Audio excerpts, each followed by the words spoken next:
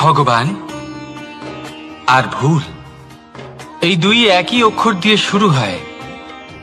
শুধু তাই নয়, এদের দুজনের রাশিও সমান। এবারে আপনারা বলবেন যে ভগবান, ভুল, এদের মধ্যে কিভাবে মিল থাকতে পারে? অনেক বড় মিল আছে। না শুধু এ এক অক্ষর দিয়ে শুরু হয়, বরং এদের বিজয় মন্ত্রটাও এক।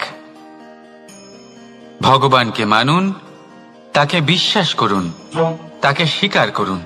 এটা করলে মনের দৃষ্টি থেকে ভগবানকে দেখা যায়, আর উনি আপনাকে সমৃদ্ধ করে তোলেন। ভুলের সাথেও এটাই ঘটে। নিজের ভুল স্বয়ং মেনে নিলে, স্বীকার করে নিলে, সব কিছুই স্পষ্টভাবে দেখতে পাবেন। যেদিন থেকে আপনি নিজের ভুল মেনে নিতে শিখবেন, সেদিন থেকে সেই ভুল শোধরানোর প্রক্রিয়াও শুরু হয়ে যাবে। আপনি বুঝে যাবেন নিজের ভুল কিভাবে শোধরাতে হয়। তাই মনে রাখবেন, নিজেকে শ্রেষ্ঠ করে তোলার জন্য নিজের ভুল স্বীকার করা অত্যন্ত প্রয়োজনীয়। এই জীবনে শান্তি আনার জন্য ঈশ্বরকে মেনে নেওয়াও অত্যন্ত প্রয়োজনীয়। সবসময় নিজের গুণ এবং নিজের দোষ মনে রাখবেন। আজীবন সুখী থাকবেন। রাধা রাধা।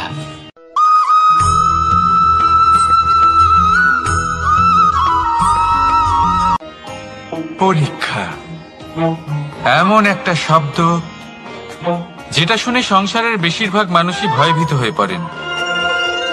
কারণটা কি? অসফলতার ভয়।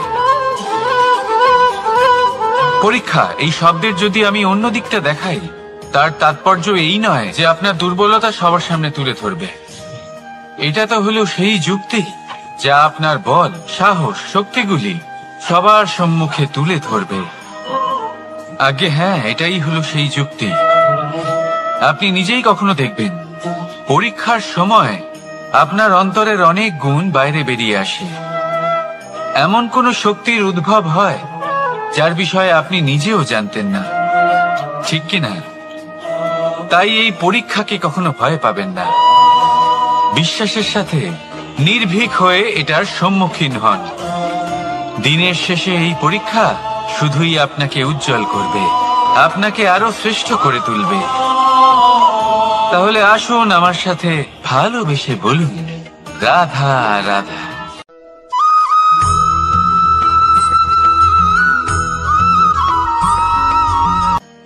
আজ আমি আপনাকে এমন এক গল্প শোনাবো যা আমার নন্দ বাবা আমাকে শুনিয়েছিলেন যখন আমি ছোট ছিলাম। কাহিনী একজন সাধু আর একজন বিছের। একবার এক সাধু নদীর পাড়ে স্নান করছিলেন। উনি দেখলেন যে জলের প্রবাহে একটা বিছে ভেসে যাচ্ছে। তার প্রাণ বাঁচানোর জন্য উনি তাকে তুলে নদীর পাড়ে রাখার চেষ্টা করলেন, কিন্তু যেই সেই বিছেকে উনি হাতে তুললেন, সেই বিছে ওনাকে কামড়ে দিল। সাধু আবার চেষ্টা করলেন, সেই বিছেকে হাতে নেওয়াতে সে আবার তাকে কামড়ে দিল। আরো একবার চেষ্টা করাতে ওনার শিষ্য ওনাকে জিজ্ঞেস করল, এ আপনি কি করছেন গুরুদেব? এসব কি হচ্ছে? আপনি তারই প্রাণ বাঁচানোর চেষ্টা করছেন যে আপনাকে কামড়ে দিচ্ছে। গুরুদেব উত্তর দিলেন যে ও বিছে হয়েই নিজের কর্ম করছে, নিজের প্রবৃত্তি, নিজের ব্যবহার বদলাচ্ছে না। তাহলে আমি সাধু হয়ে তা কেন বদলাবো?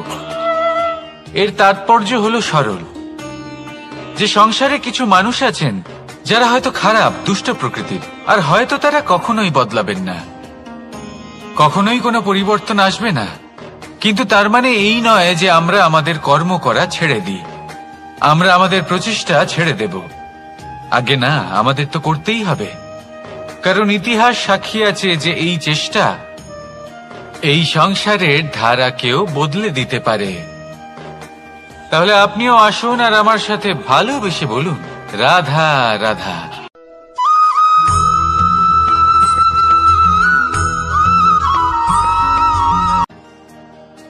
দাদা আমাকে সব সময় জিজ্ঞাসা করেন যে কানাই, তোমার এই মুখের হাসি, তোমার মুখে সব সময় কেন থাকে, কিভাবে থাকে? সামনে শত্রুপক্ষকে দেখেও ধৈর্য হারাও না, কেউ তোমার নিন্দে করলেও তার সাথে ঝগড়া করো না, কেউ তোমার বিষয় খারাপ ভাবলেও তাকে ঘৃণা করো না? কিভাবে আর কেন করো? আপনার মনেও নিশ্চয়ই এই প্রশ্ন আসে। এবারে বলি, এর উত্তর অত্যন্ত সরল। কখনো দেখেছেন গরু আর তার বাচ্চাকে কিভাবে সে তার মায়ের দুগ্ধ পান করে? সুখে থাকে, কারণ ও জানে যে ওর মা এই দুগ্ধরূপী অমৃত ওকে খাওয়াতেই থাকবে। ও জানে যে এই সময় শুধু ওর জন্য, যাতে ও নিজের মায়ের এই দুগ্ধরূপী প্রসাদ গ্রহণ করতে পারে, আর সেই জন্য ও সুখে থাকে। সেইভাবেই এই জীবন হলো ভালোবাসা। এতই ছোট হলো এই জীবন যে ভালোবাসার জন্য কম পড়ে যায়। ঘৃণা করে কেন সময় নষ্ট করব? আমি এটাই করি, আপনিও এটাই করুন। ভালোবাসুন, সবার মধ্যে ভালোবাসা ছড়ান, আর এই ভালোবাসার সাথেই বলুন রাধা রাধা।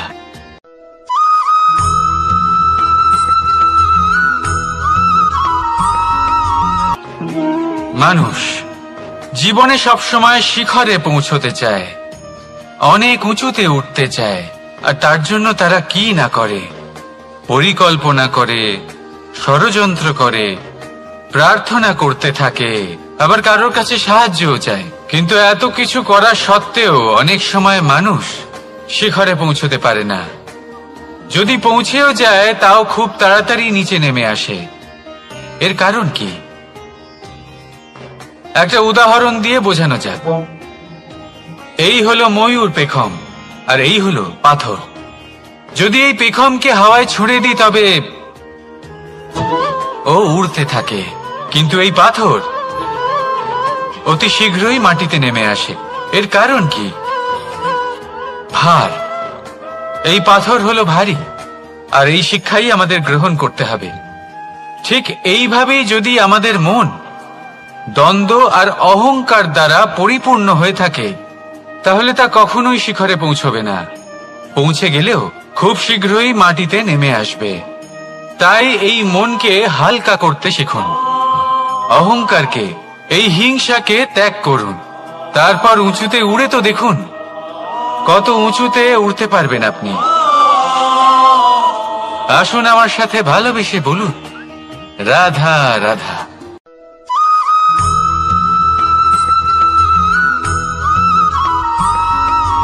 এই সংসারে মাতা পিতা তার সন্তানকে সব থেকে বড় উপহার কি দিতে পারে? বৈভব, সুযোগ সুবিধা, বাড়ি,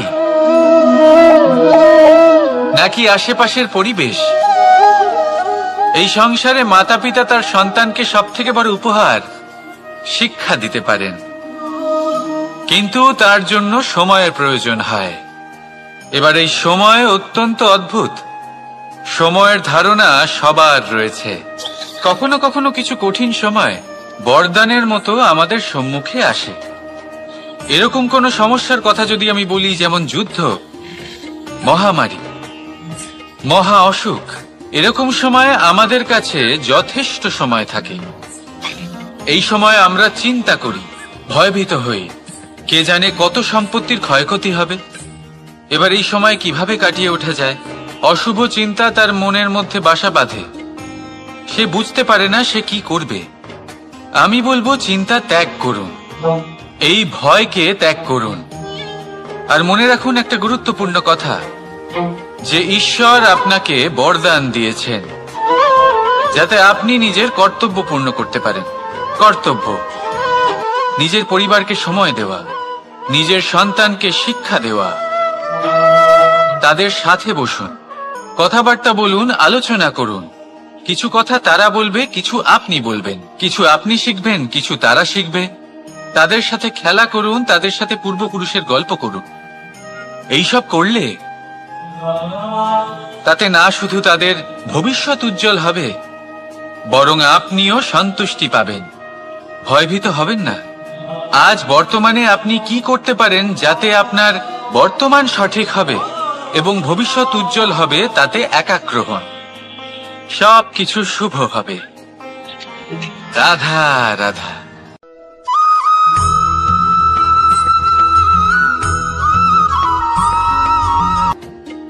মানুষ এক অত্যন্ত বিচিত্র প্রাণী। পরিকল্পনা করে, ষড়যন্ত্র করে, প্রচেষ্টা করে, কাউকে পরাজিত করার চেষ্টাও করে। সাপকে একটা দড়ি মনে করে হাতে চেপে ধরার চেষ্টা করে, কিন্তু একটা কথা বুঝতেই পারে না, সময়ের এই সাপ এটা হাতে চেপে ধরাই যায় না।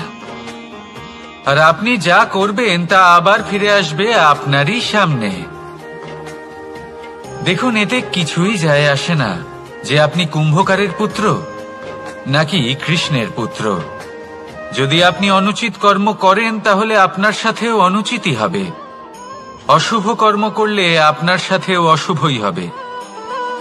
কুরু বংশ অত্যন্ত মহান বংশ ছিল। এই কুরু বংশ কি হলো তার সাথে? একটা গোটা বংশ বয়ে গেল, কারণ ওনাদের উদ্দেশ্য অশুভ ছিল। অন্যদিকে 5 জন বনবাসী পাণ্ডব মহাভারত বিজয়ী হলেন, কারণ তাদের উদ্দেশ্য শুভ ছিল। তাই মনে রাখবেন, শুভ অগ্নি প্রজ্বলিত করবেন, শুভ তাপ সঞ্চার হবে। অশুভ অগ্নি প্রজ্বলিত করবেন, নরকেই জ্বলতে হবে। তাহলে আসুন আর আমার সাথে ভালোবেসে বলুন, রাধা রাধা।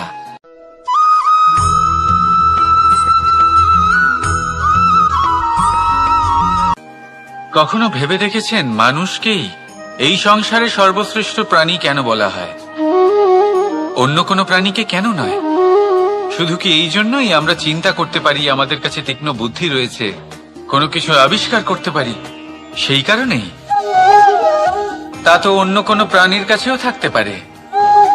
এমন কিছু পশুও রয়েছে যাদের কাছে তীক্ষ্ণ বুদ্ধি আছে। তাহলে মানুষ কেন? কারণ মানুষের কাছে এমন কিছু রয়েছে যা অন্য প্রাণীর কাছে নেই। মানবতা। মানবতা যা সর্বপ্রথম এগিয়ে যেতে চাইলেও যদি পথে কেউ ধাক্কা খেয়ে পড়ে যায়, তাকে আগলে রাখতেও জানে। মনে রাখবেন, আপনার সব থেকে বড় পরিচয় আপনার নাম, আপনার সম্পত্তি বা আপনার ধর্মও নয়। আপনার সব থেকে বড় পরিচয় হল আপনার মানবতা। তাহলে সময় এলে পরে নিজের মানবতার পরিচয় দিন। অন্য মানুষকে সাহায্য করুন, অন্য প্রাণীকে সাহায্য করুন। একা একা পথ চলা হলো পশুদের প্রবৃত্তি। মানুষ হলেন তিনি যিনি অন্যের জন্য প্রাণও দিতে পারেন। মানুষ হলেন তিনি যিনি অন্য মানুষের প্রাণ বাঁচান। সেই মানবতাকে জাগিয়ে তুলুন আর এই জীবন বাঁচতে শুরু করুন। আর হ্যাঁ, আমার সাথে ভালোবেসে বলুন, রাধা রাধা।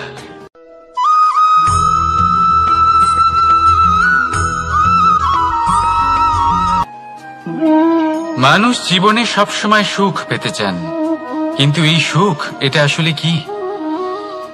এই সুখের আসল রূপ কি? আমি বলি, সুখের আসলে 2টি রূপ হয়, বাহ্যিক সুখ, আত্মিক সুখ। আর এটা ঠিক তেমনই হয় যেরকম আমাদের শরীরের সাথে জড়িত ছায়া আর আমাদের শরীরের মধ্যে বসবাসকারী আত্মার। যদি ছায়ার কথা ভেবে দেখেন তাহলে বুঝতে পারবেন, আমাদের শোবার সময় ভোরবেলা এই ছায়া অনেক বড় হয়ে যায়। যখন এই সূর্য মাথার উপরে চলে আসে, তার তাপ বেড়ে যায়, তখন এই ছায়া ছোট হয়ে যায়। আর যেই অন্ধকার নেমে আসে, এই ছায়া আপনার সঙ্গ ত্যাগ করে। এরকমই হয় বাহ্যিক সুখ। আর এবার কথা বলি আমাদের শরীরের মধ্যে বসবাসকারী এই আত্মা। এই আত্মা কখনো আমাদের সঙ্গ ত্যাগ করে না, সব সময় আমাদের সাথে জড়িয়ে থাকে। এরকমই হয় আত্মিক সুখ, যা সব সময় আমাদের সাথে থাকে। আত্মিক সুখ কারোর সেবা করে, আত্মিক সুখ কাউকে সাহায্য করে, আত্মিক সুখ প্রেম বোধের, যা কখনো আমাদের সঙ্গ ত্যাগ করে না।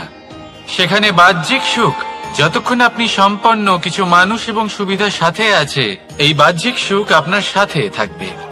সম্পন্নতা চলে গেলে, মানুষজন চলে গেলে, সুখ সুবিধা চলে গেলে, বাহ্যিক সুখও চলে যায়। তাহলে এই আত্মিক সুখ খুঁজে নিন এবং সেই সুখের সাথেই বলুন, রাধা রাধা।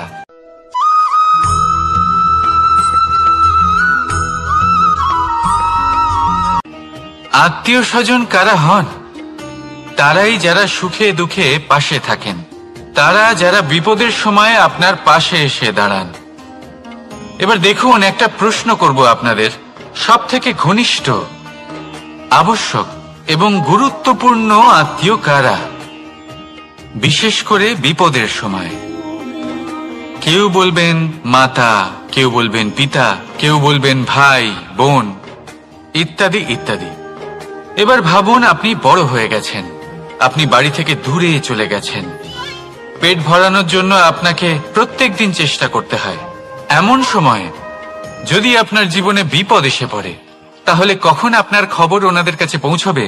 কতক্ষণে ওনারা সাহায্য করতে আসতে পারবেন? এরকম এক সময় সব থেকে গুরুত্বপূর্ণ আত্মীয় হন আপনার প্রতিবেশী, কারণ তারাই সেই মুহূর্তে আপনার সব থেকে কাছে। আপনি কখনো পরীক্ষা করে দেখবেন, আপনার তার সাথে লক্ষ্য মতভেদ থাকলেও প্রতিবেশীকে কষ্টের মধ্যে দেখে সবার আগে সাহায্য করতে তারাই এগিয়ে আসেন। তাই প্রতিবেশীর সাথে সম্পর্ক ভালো রাখুন, শুধুমাত্র স্বার্থের জন্য নয়। এটা হলো শান্তিরও আধার। যদি এই সম্পর্ক ভালো থাকে, তাহলে না কথায় কথায় বিবাদ হবে, না মতান্তর। আর এই সুখী সম্পর্কের ছায়ায় মন প্রসন্ন হয়ে বলবে, রাধা রাধা।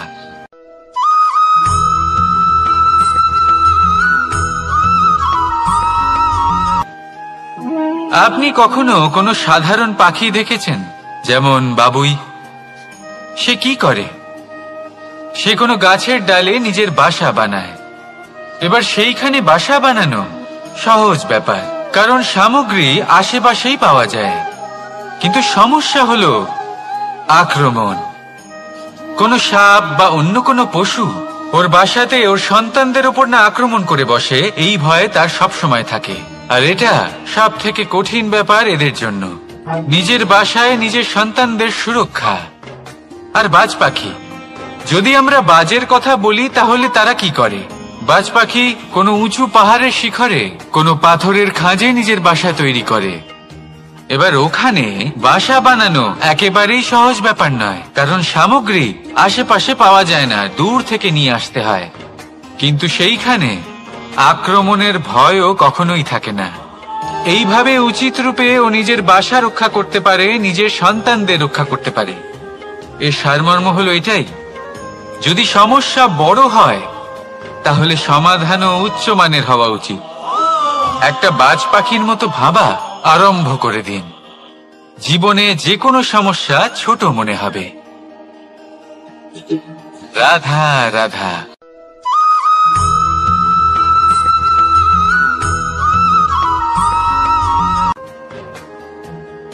ভাগ করে নেওয়া বা বন্টন করা প্রত্যেক মানুষের জীবনে অবশ্যই হয়ে থাকে, আর অনেক সময় এটা জীবনে অতি আবশ্যক হয়ে পড়ে।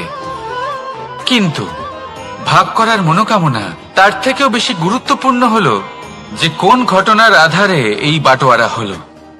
অনেক সময় এই বাটোয়ারা হলো শান্তির প্রতীক, আবার অনেক সময় এই বাটোয়ারা বিপ্লব ঘটাতে পারে, এমন এক বিপ্লব যা মহাযুদ্ধ ঘটিয়ে দিতে পারে। দেখুন, বাটোয়ারা সম্পত্তির হোক বা হোক ভিক্ষার, শিক্ষা কিন্তু একটাই। জীবনে অনেক সময় বাটোয়ারা দরকার হতে পারে, কিন্তু যতদূর সম্ভব তা এড়িয়ে চলুন, একসাথে মিলে এগিয়ে চলুন। কারণ দেখুন, এই যে বাটোয়ারা ভাগ করে দেয়, আর সেখানেই একতা আপনাকে অগ্রসর করে। তাহলে আপনিও এটাই করুন, একসাথে মিলে সামনে এগোন, আর আমার সাথে ভালোবেসে বলুন, রাধা রাধা।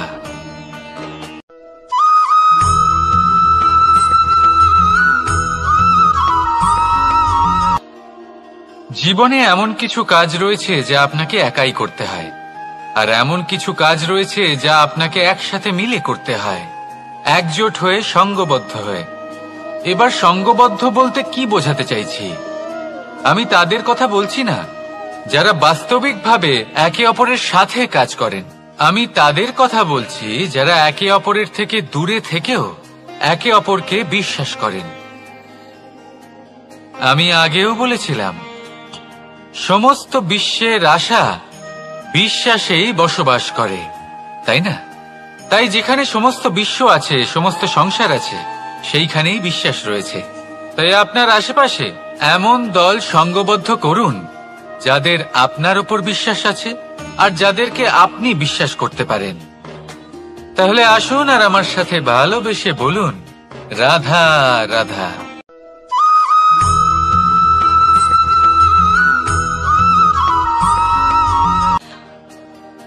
যখন একজন ভক্ত এবং তার ভগবান এক আকার ধারণ করেন, যখন একজন ভক্ত নিজের ভগবানের প্রতি, নিজের জীবনের লক্ষ্যের প্রতি সম্পূর্ণরূপে সমর্পিত হয়ে যান, তখন জন্মগ্রহণ করে ভক্তি।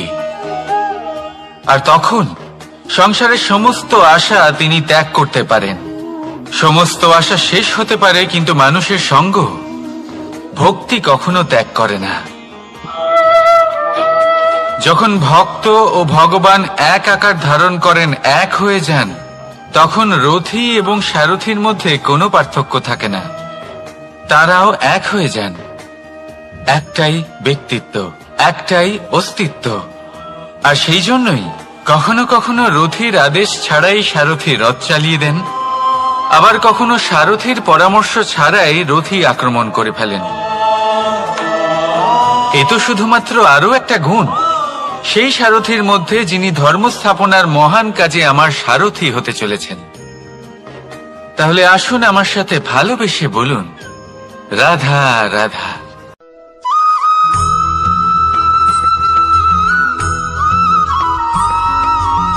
আমরা যে মানুষকে চাই, যাকে আমরা ভালোবাসি, তাকে একটা উপহার অবশ্যই দিতে চাই। এমন এক উপহার যা ওনার ভালো লাগবে, যা শ্রেষ্ঠ হবে, অতি প্রিয় হবে, বহুমূল্য হবে, বা বলতে পারেন মূল্যবান হবে। তাই আমরা কি করি? আমরা বাজারে যাই, তার জন্য স্বর্ণ, আভূষণ, হিরে, মুক্ত এইসব নিয়ে আসি। কিন্তু এটাই কি সর্বশ্রেষ্ঠ উপহার?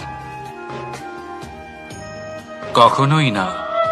সর্বশ্রেষ্ঠ উপহার হলো স্বাধীনতা, তাকে নিজের মনের মতো বাঁচার স্বাধীনতা। যদি আপনি কাউকে স্বাধীনতা না দিতে পারেন, তাহলে সে কোথাও না কোথাও বন্দী হয়ে যায়, তার বিকাশ কোথাও না কোথাও আটকে যায়। কিন্তু যদি আপনি কাউকে স্বাধীনতা দিতে পারেন, তাহলে আপনি দেখবেন ও সমস্ত সংসারকে, এই জীবনকে নিজের দৃষ্টিভঙ্গি দিয়ে দেখবে, বুঝবে যে কোনটা হলো উচিত আর কোনটা হলো অনুচিত। আর এটাই হলো সর্বশ্রেষ্ঠ।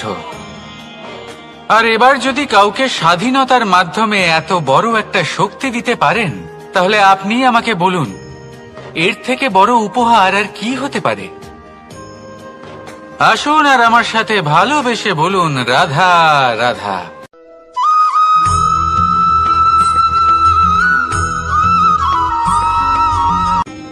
কর্ম, ধর্ম, জ্ঞান, এই 3 স্তরে অনেক মানুষ পৌঁছতে পারেন। অনেকে এই পরীক্ষা দিয়ে তাতে উত্তীর্ণ হয়ে যেতে পারেন, কিন্তু শিখরে পৌঁছে শাসন তিনিই করতে পারেন যার কাছে এই চতুর্থ গুণটিও থাকে, সমর্পণ। অত্যন্ত গুরুত্বপূর্ণ একটা গুণ এটা। এই সমর্পণ আসলে অত্যন্ত গুরুত্বপূর্ণ। পূর্ণ সমর্পণ দরকার নিজের লক্ষ্যের প্রতি, সমর্পণ নিজের কর্তব্যের প্রতি, সমর্পণ নিজের আত্মার থেকে নির্গত স্বরের প্রতি, সমর্পণ নিজের রথীর প্রতি, অর্থাৎ আমার প্রতি। এবার এই পরীক্ষায় অত্যন্ত কঠিন এক বাঁক আসতে চলেছে, যেখানে সারথীকে সমর্পণের নিরিখে পরীক্ষা করা হবে। আর তাতে উত্তীর্ণ হওয়ার পরেই তার হাতে ধর্ম স্থাপনের রথের রাশ তুলে দেওয়া হবে। দেখা যাক কি হয়। ততক্ষণ আপনি প্রসন্ন থাকুন আর আমার সাথে ভালোবেসে বলুন, রাধা রাধা।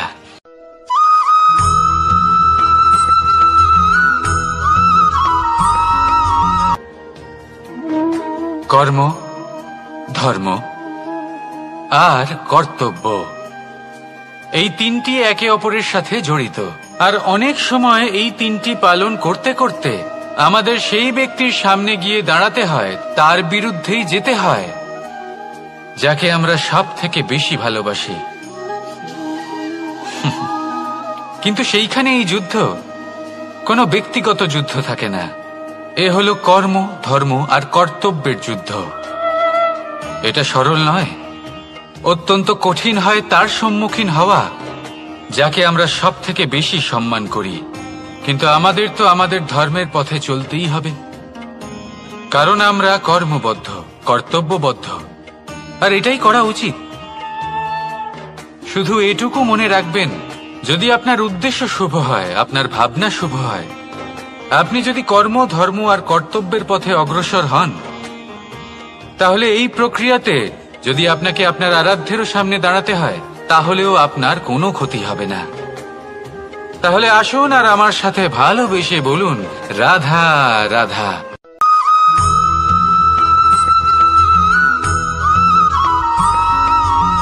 ভয়ের সাথে আমরা সবাই পরিচিত, কষ্টও আমরা সবাই পেয়েছি। কখনো কখনো আমরা অসুস্থ হয়ে পড়ি, আর এমন সময় হলে মাতার মমতা, কখনো বাবার স্নেহ, কখনো বন্ধুদের পাশে থাকার অনুভূতি আমাদের রোগ নিরাময়ে সাহায্য করে।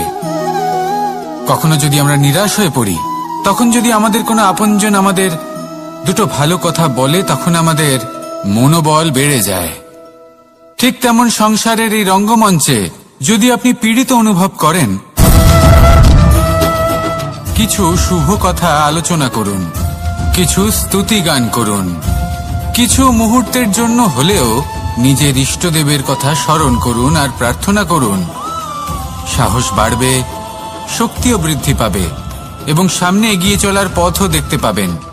তখন এই মন প্রসন্ন হয়ে বলবে, রাধা রাধা।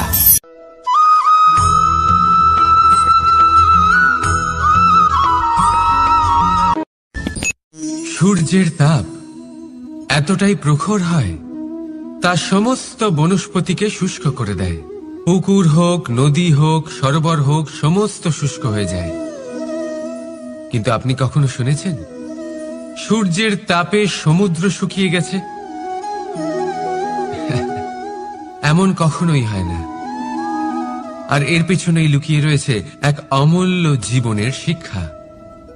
সমুদ্রের মতো নিজেকে ধৈর্যশীল করে তুললে, নিজেকে সংযমী করে তুললে, সূর্যের তাপ আপনার কোনো ক্ষতি করতে পারবে না। আপনার অন্তর থেকে সেই তাপ বাষ্পায়িত হয়ে মেঘ তৈরি হয়ে সূর্যকে ঢেকে দেবে, আর তারপর হবে শুধু সাফল্যের বৃষ্টি। তাহলে আসুন আর আমার সাথে ধৈর্যের সাথে বলুন, রাধা রাধা।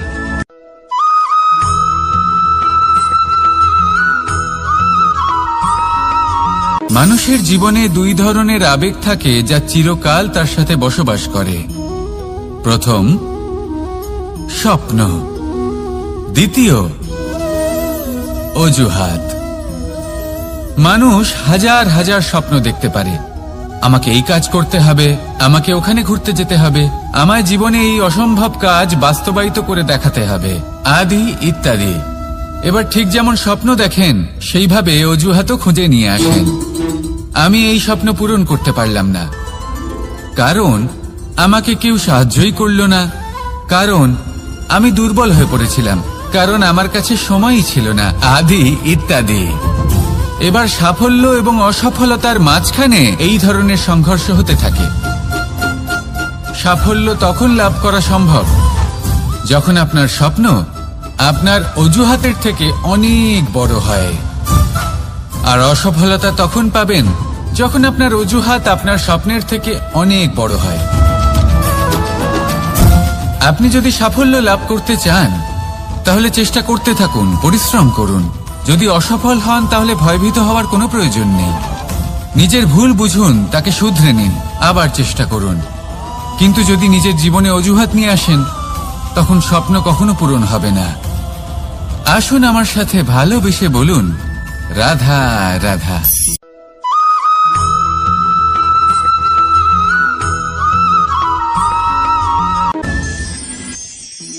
মানুষ অসুস্থ কেন হন?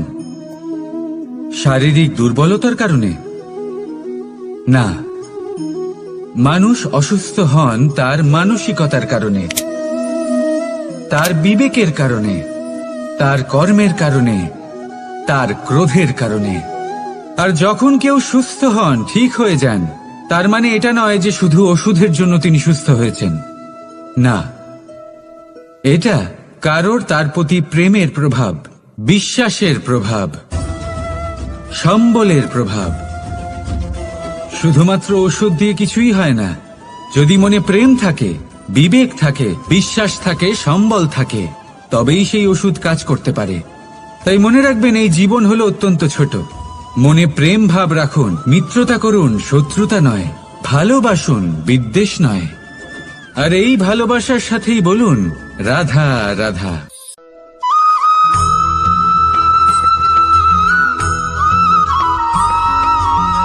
জীবন কিসের উপর নির্ভরশীল? ধনের ওপর, বৈভবের ওপর, নিঃশ্বাসের ওপর? না, এই জীবন নির্ভরশীল বিশ্বাসের ওপর। বিশ্বাস নিজের ওপর, বিশ্বাস আমাদের আপনজনের ওপর।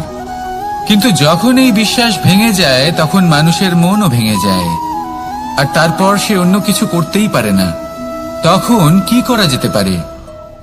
3টে কাজ আছে যা আপনি করতে পারেন। প্রথম, ভালোবাসা। যাকে আপনি ভালোবাসেন, যারা আপনাকে ভালোবাসে, ভুল যারই হোক না কেন, তার কাছে ক্ষমা চাইতে কখনোই সংকোচ বোধ করবেন না। দ্বিতীয় হলো বিশ্বাস। যারা আপনাকে ভালোবাসেন, আপনাকে বিশ্বাস করেন, তাদের বিশ্বাস কখনো ভাঙবেন না। তৃতীয় হলো আশা। যারা আপনাকে ভালোবাসেন, আপনাকে বিশ্বাস করেন, তাদের আশা আপনার সাথে জড়িত। তাদের থেকে কখনো কিচ্ছু লুকোবেন না। এই 3টে কাজ করুন, আর এই জীবন সুপ্রসন্ন হয়ে বলবে রাধা রাধা।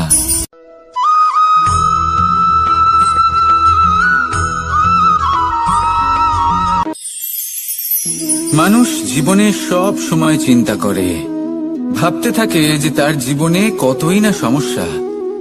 তারপরে নিজের আশেপাশে দেখে আর ভাবে যে সবাই কত প্রসন্ন, শুধু আমার জীবনেই সমস্যা আছে। কিন্তু বিষয়টা তা নয়। শুধু প্রত্যেক ব্যক্তিরই নয়, প্রত্যেক প্রাণীরও জীবনে সমস্যা আছে।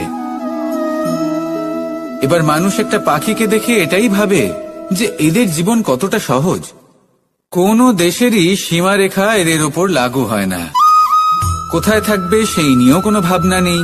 কত শান্তির জীবন এদের।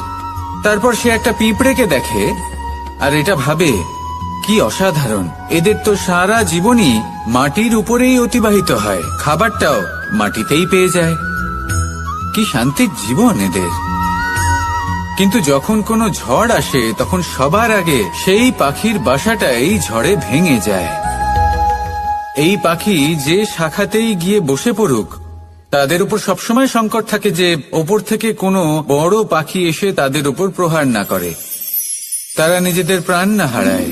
আর যদি কথা বলি পিঁপড়েকে নিয়ে, এদের উপর সবসময় সংকট থাকে যে কোনোভাবে বাতাস বা জল এদের ভাসিয়ে না নিয়ে যায়, কোনো প্রাণী ওকে পা দিয়ে পিষে না দেয়, এই পিঁপড়ে পিষ্ট হয়ে না মারা যায়। দেখুন, সমস্যা প্রত্যেকের জীবনে রয়েছে, আর এই সমস্যা আসতেই থাকবে। এর অর্থ এটা নয় যে এই সমস্যার সম্মুখীন হওয়া যায় না, এর সমাধানও সম্ভব নয়। প্রত্যেক সমস্যার সমাধান অবশ্যই আছে, শুধু শান্ত মনে সেটা খুঁজে বের করতে হবে।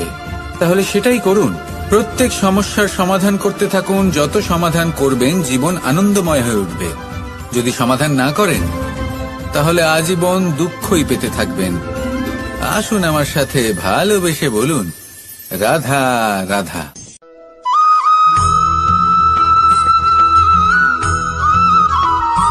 প্রেম হলো এই সংসারের সবথেকে বড় ঢাল এবং সবথেকে বড় অস্ত্র। এই প্রেম ছাড়া না কোনো ন্যায় হয় আর না কোনো শাস্ত্র, না জীবন আছে আর না অন্ত। এবার যদি এই প্রেম মনের মধ্যে বাস করতে শুরু করে, তাহলে কখনো কোনো সমস্যাই হবে না। আর যদি হয়েও থাকে, তাহলে তা স্থায়ী হবে না। এই প্রেম কি না করতে পারে? এই প্রেম সমস্ত সমস্যা মিটিয়ে ফেলতে পারে। আপনার মনের মধ্যে অহংকারকেও বিনাশ করে দিতে পারে। আপনাকে সাক্ষাৎ ঈশ্বরের সাথে দেখা করাতে পারে। তাই প্রেমের দ্বারা প্রয়াস করতে থাকুন। এই সংসারের প্রত্যেক মানুষকে, প্রত্যেক বস্তুকে, প্রত্যেক জীব জন্তুকে ভালোবাসবেন। আর এই প্রেমের দ্বারাই বলুন রাধা রাধা।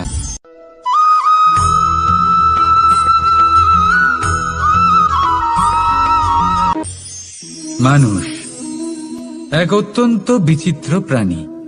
পরিকল্পনা করে, ষড়যন্ত্র করে, প্রচেষ্টা করে, কাউকে পরাজিত করার চেষ্টাও করে। সাপকে একটা দড়ি মনে করে হাতে চেপে ধরার চেষ্টা করে, কিন্তু একটা কথা বুঝতেই পারে না, সময়ের এই সাপ, এটা হাতে চেপে ধরাই যায় না। আর আপনি যা করবেন তা আবার ফিরে আসবে আপনারই সামনে। দেখুন, এতে কিছুই যায় আসে না যে আপনি কুম্ভকারের পুত্র নাকি কৃষ্ণের পুত্র। যদি আপনি অনুচিত কর্ম করেন তাহলে আপনার সাথেও অনুচিতই হবে। অশুভ কর্ম করলে আপনার সাথেও অশুভই হবে। কুরু বংশ অত্যন্ত মহান বংশ ছিল। এই কুরু বংশ কি হলো তার সাথে? একটা গোটা বংশ বয়ে গেল, কারণ ওনাদের উদ্দেশ্য অশুভ ছিল। অন্যদিকে 5 জন বনবাসী পাণ্ডব মহাভারত বিজয়ী হলেন, কারণ তাদের উদ্দেশ্য শুভ ছিল। তাই মনে রাখবেন, শুভ অগ্নি প্রজ্বলিত করবেন, শুভ তাপ সঞ্চার হবে। অশুভ অগ্নি প্রজ্বলিত করবেন, নরকেই জ্বলতে হবে। তাহলে আসুন আর আমার সাথে ভালোবেসে বলুন রাধা রাধা।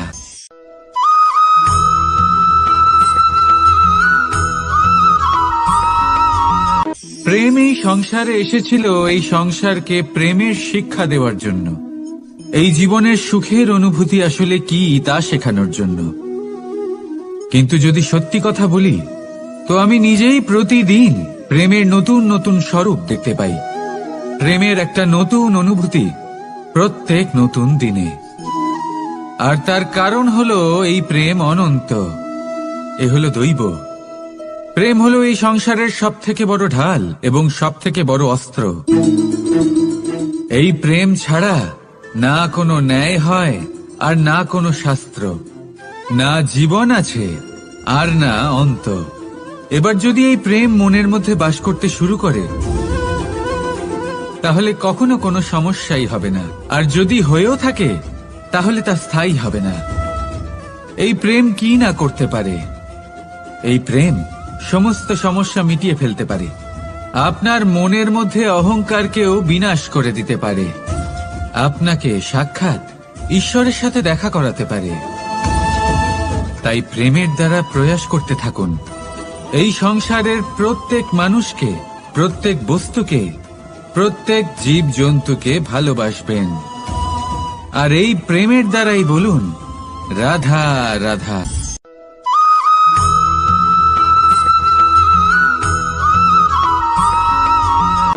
জীবনে এমন কিছু কাজ রয়েছে যা আপনাকে একাই করতে হয়, আর এমন কিছু কাজ রয়েছে যা আপনাকে একসাথে মিলে করতে হয়, একজোট হয়ে, সঙ্গবদ্ধ হয়ে। এবার সঙ্গবদ্ধ বলতে কি বোঝাতে চাইছি? আমি তাদের কথা বলছি না যারা বাস্তবিকভাবে একে অপরের সাথে কাজ করেন। আমি তাদের কথা বলছি যারা একে অপরের থেকে দূরে থেকেও একে অপরকে বিশ্বাস করেন। আমি আগেও বলেছিলাম, সমস্ত বিশ্বের আশা বিশ্বাসেই বসবাস করে, তাই না? তাই যেখানে সমস্ত বিশ্ব আছে, সমস্ত সংসার আছে, সেইখানেই বিশ্বাস রয়েছে। তাই আপনার আশেপাশে এমন দল সঙ্গবদ্ধ করুন যাদের আপনার উপর বিশ্বাস আছে আর যাদেরকে আপনি বিশ্বাস করতে পারেন। তাহলে আসুন আর আমার সাথে ভালোবেসে বলুন রাধা রাধা।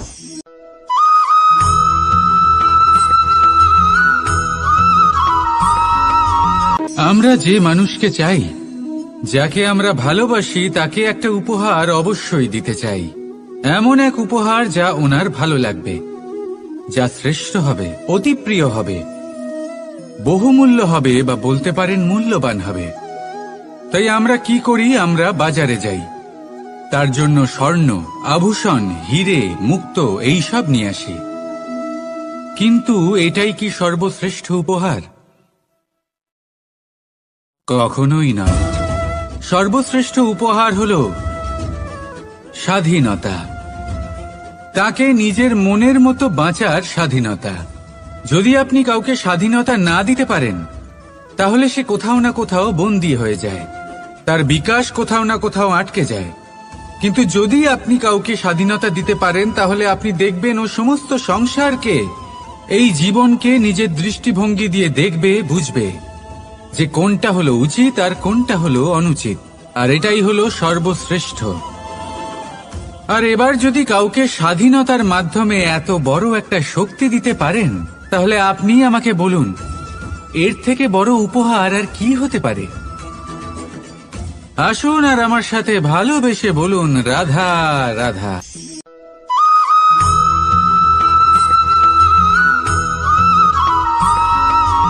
পিতা আর পুত্রের সম্পর্ক অত্যন্ত মধুর হয়ে থাকে। পিতা স্বপ্ন দেখেন, তাকে পূর্ণ করার সকল সম্ভাব্য চেষ্টা করেন, কিন্তু তাও অনেক সময় ওনার স্বপ্ন অপূর্ণ থেকে যায়। তখন পিতা ভাবেন যে স্বপ্ন উনি পূর্ণ করতে পারেননি, ওনার সন্তান তা অবশ্যই পূরণ করবে। যে স্থানে উনি কখনো পৌঁছতে পারেননি, সেই স্থানে ওনার পুত্র অবশ্যই পৌঁছবে। পিতা নিজের সন্তানের ভবিষ্যৎ নিয়ে সেই স্বপ্ন দেখেন, আর যখন সেই সন্তান সামনে এগোতে থাকে, তখন তার দুঃখ হয় না, বরং গর্ব হয়। ওনার ভালো লাগে এটা দেখে যে ওনার সন্তান অনেক উন্নতি করছে। কিন্তু যখন সন্তান নিজের অভিভাবকের শক্তি দেখে, তার যশ দেখে হিংসা করতে থাকে, সমস্যা সেইখানেই শুরু হয়। সেই জন্য সকল সন্তানকে এটা মনে রাখতে হবে, দেখুন, পুত্র হবার সুবাদে এক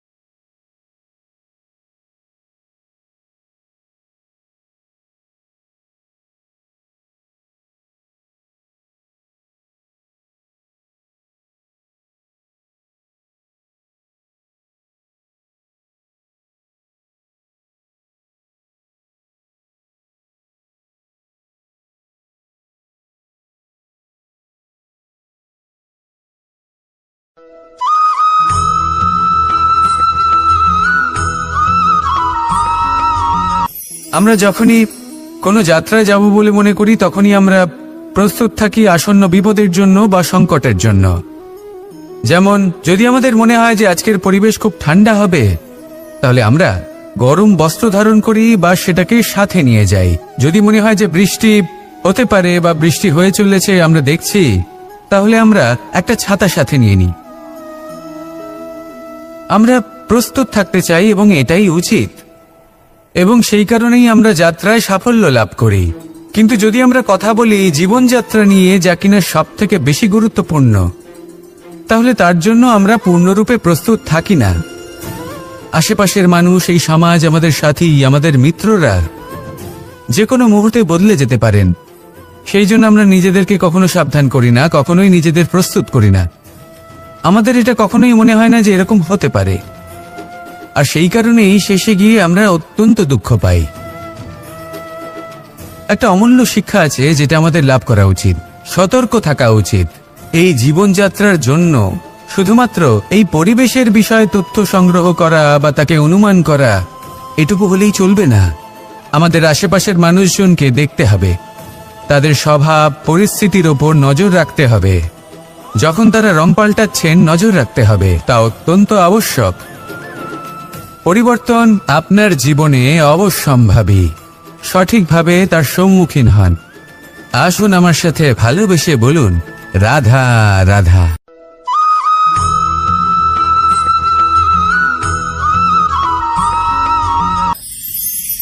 ঈশ্বর আসলে কে? সংসারের বেশিরভাগ মানুষের কাছে ঈশ্বর হলেন এই সংসারের রচয়িতা, পালনকর্তা। কারোর কাছে উনি জ্ঞাতা, কারোর কাছে উনি হলেন আস্থার প্রতীক, আবার কারোর জন্য শুধুমাত্র অন্ধ বিশ্বাস। কিন্তু এই ঈশ্বর কি কোনো শরীর, নাকি একটা বোধ, নাকি শুধুই শ্রদ্ধা? ঈশ্বর হলেন তিনি যিনি হলেন আপনার ইষ্ট। সেই জন্যই তো গুরু, মাতা, পিতা এনাদেরও ঈশ্বরই বলা হয়েছে। যাদেরকে আমরা ঈশ্বর বলে মনে করি, যারা আমাদের ইষ্ট, তারা আমাদের একটি পথ দেখান, একটি দিকে চালিত করেন। সেই পথে চলে আপনি শুভ কর্ম করতে পারেন। আর যখন কোনো ব্যক্তি তার ঈশ্বরের আদেশ পালন করেন, তখন সে নিজে থেকেই শুভ পথে অগ্রসর হয়ে যান। বেশ কয়েকজন মানুষ ঈশ্বরের ওপর আস্থা রাখেন এবং ভাবেন যে অনুচিত কোনো কাজ করা উচিত নয়, ঈশ্বর দেখছেন। ওনারা ভয় পান যে কোনো অনুচিত কর্ম করলে কে জানে তার পরিণাম কি হবে। এমন অনেক ব্যক্তি রয়েছেন যারা ঈশ্বরকে বিশ্বাস করেন এবং জানেন যে ঈশ্বর তাদেরকে দেখছেন, তাই যে যে শুভ কর্ম ওনারা করেছেন তার ফল তারা অবশ্যই পাবেন। এবার আপনি ভয় পেয়ে ঈশ্বরকে বিশ্বাস করবেন নাকি বিশ্বাসের দ্বারা ঈশ্বরকে বিশ্বাস করবেন, সেই সিদ্ধান্ত আপনারই। কিন্তু হ্যাঁ, যদি আপনার মনে ঈশ্বরের জন্য কোনো স্থান থাকে, যদি আপনার কোনো ইষ্ট থাকেন, যদি আপনি কাউকে ঈশ্বর মনে করেন যার প্রত্যেক আদেশ আপনি পালন করে থাকেন, তাহলে বলি ঈশ্বর কখনো আপনাকে অনুচিত পথে চালিত করবেন না। আসুন আমার সাথে ভালোবেসে বলুন, রাধা রাধা।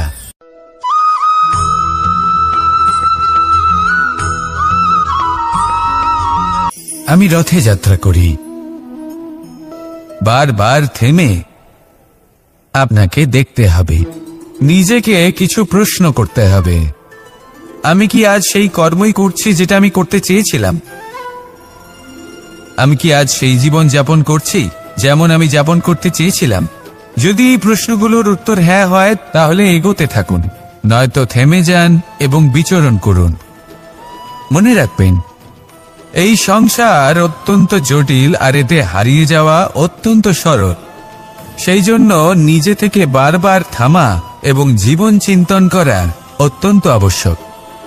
তাহলে সেটাই করুন, আর আমার সাথে ভালোবেসে বলুন, রাধা রাধা।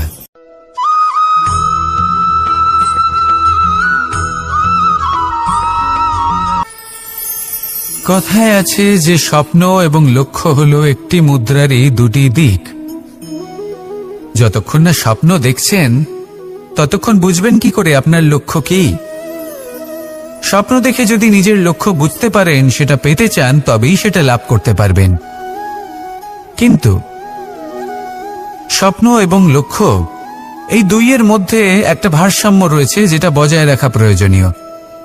একে আমরা বলে থাকি পরিশ্রম। দেখুন, যদি আপনি স্বপ্ন দেখতে চান তাহলে পরিশ্রম ত্যাগ করে নিদ্রা লাভ প্রয়োজন, কিন্তু যদি আপনি লক্ষ্য লাভ করতে চান তাহলে আপনাকে নিদ্রা ত্যাগ করে পরিশ্রম করতে হবে। তাই আলস্য ত্যাগ করুন এবং সিদ্ধান্ত নিন যে আপনি কি চান। আপনার জীবনের এই তুলাদণ্ডে স্বপ্নের পাল্লা ভারী হওয়া প্রয়োজন নাকি লক্ষ্যের? আমার মতে এই দুইয়ের মধ্যে যদি ভারসাম্য বজায় রাখেন তবে পথ নিজে থেকেই সামনে আসবে। শুধু সেই পথে অগ্রসর হতে থাকুন এবং আমার সাথে ভালোবেসে বলুন, রাধা রাধা।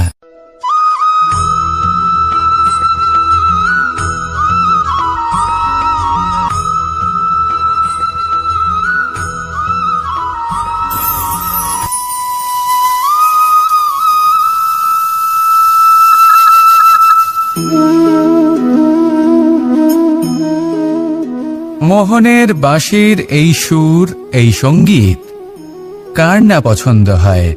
সবারই খুব ভালো লাগে। এবার এই সুর আসে কোথা থেকে? কেউ বলবেন কৃষ্ণের হৃদয় থেকে। সত্য কথা, এই সুর হৃদয় থেকে নির্গত হয় এবং প্রকট হয় এই বাঁশি থেকে। এই বাঁশিটাকে দেখুন, এই ছিদ্রগুলি দেখুন, প্রত্যেকটা সুর থেকে নিজস্ব একটা স্বর নির্গত হয়। এবার যে ব্যক্তি এই সমস্ত সুর এবং স্বর বুঝতে পারেন, এতে নিপুণ, তিনি এই বাঁশির দ্বারা যে সুর নির্গত করবেন তা তো মধুর অবশ্যই হবে। এবার জীবনের সাথেও কিছুটা এরকমই ঘটে। জীবনের কিছু নীতি থাকে, অর্থ, কুটুম্ব এবং আধ্যাত্মিক। যদি জীবনের প্রত্যেকটা মুহূর্ত সুখময় হয় এরকম আপনি চান, তাহলে এই তিনটি নীতিতে আপনাকে নিপুণ হতে হবে।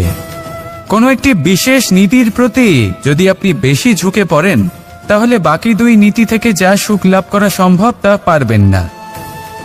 ধন অর্জন করতে হবে পরিবারের জন্য, পরিবারের সুখ মনের শান্তির জন্য, মনে শান্তির প্রয়োজন মনের শুদ্ধতার জন্য। যখন এই মন শুদ্ধ হবে, জীবন শুদ্ধ হবে, পবিত্র হবে, সুন্দর হবে এবং ভালোবেসে বলবে, রাধা রাধা।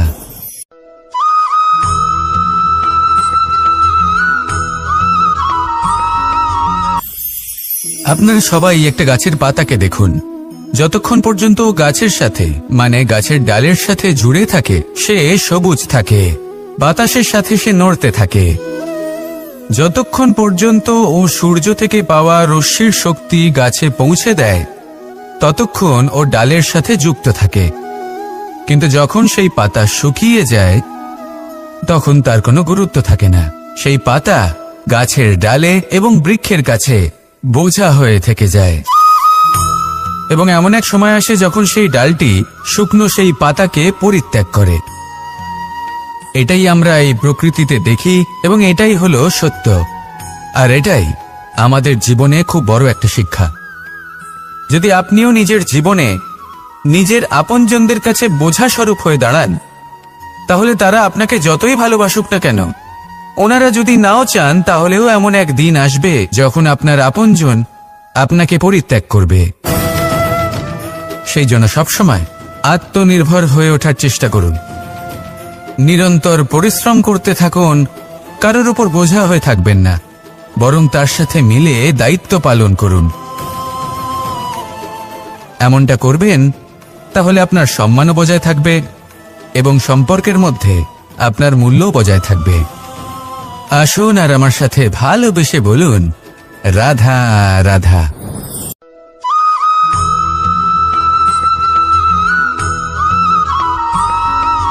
এই শুকনো পাতাটিকে দেখুন, নিষ্প্রাণ হয়ে পড়েছে। কোনো একটা সময় এই পাতাটি একটা গাছের ডালে ছিল। সেই গাছ ওর লালন পালন করত। যখন যখন বাতাস বইত, এই পাতায় কম্পন দেখা দিত, মনকে প্রফুল্ল করে তুলত। কোনো একদিন এই পাতা গাছের ডাল থেকে ঝরে পড়ে গেল। নিঃসন্দেহে ও নিজের স্বাধীনতা পেল, কিন্তু আস্তে আস্তে শুকিয়ে গেল, নিষ্প্রাণ হয়ে গেল। দেখুন, আমি এই কথা বলছি না যে স্বাধীনতা অনুচিত, কখনোই না। কিন্তু যে কোনো পরিস্থিতিতে স্বাধীন হতে চাওয়া এটা নিশ্চিতরূপে অনুচিত। আমরা যদি আমাদের জীবনে পরিবারের গুরুত্ব ভেবে দেখি, তাহলে এই পরিবারে যতই মতভেদ থাকুক না কেন, যতই মনোমালিন্য থাকুক না কেন, যতই বিবাদ থাকুক না কেন, এই সব মিটিয়ে নেওয়া অত্যন্ত প্রয়োজনীয়। সেই সবকিছু সমাপ্ত করা অত্যন্ত প্রয়োজনীয়। কখনো এই পরিবারকে ভাঙতে দেবেন না, কখনো এই পরিবার থেকে দূরে চলে যাবেন না। এই পরিবার হলো আমাদের জীবনের একটা অমূল্য সম্পদ, অমূল্য এক আশ্রয়, যা এই সংসারে হয়তো কোথাও আপনি পাবেন না। তাই একে আগলে রাখুন। ভেবে নিন আপনি পাতা আর আপনার পরিবার সেই গাছ। আসুন আমার সাথে ভালোবেসে বলুন, রাধা রাধা।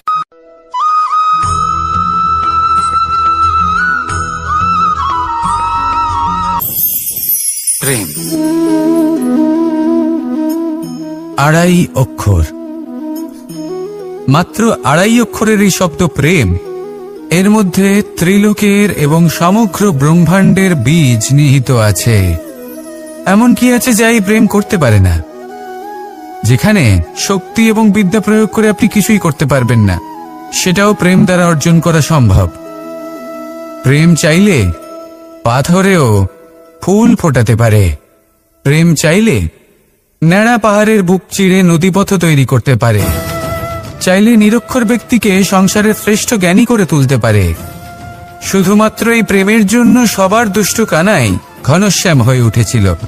শুধুমাত্র এই প্রেমের টানেই ত্রিলোকের স্বামী দ্বারকাধীশ নির্ধন সুদামার পদসেবাও করেছিলেন। এই প্রেম হলো সংসারের সবথেকে বড় শক্তি। এই সংসারের আধার হলো প্রেম।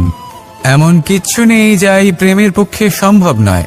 যেখানে বিদ্যা এবং শক্তি সাহায্য করতে পারে না, সেখানে এই প্রেম আপনাকে জয়ী করে দিতে পারে। তাহলে আসুন আর আমার সাথে ভালোবেসে বলুন, রাধা রাধা।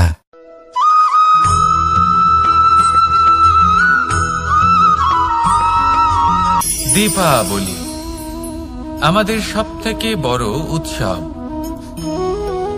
শ্রীরাম রাবণকে পরাস্ত করে 14 বছরের বনবাস কাটিয়ে আবার অযোধ্যায় ফিরে এলেন অমাবস্যার রাত্রে।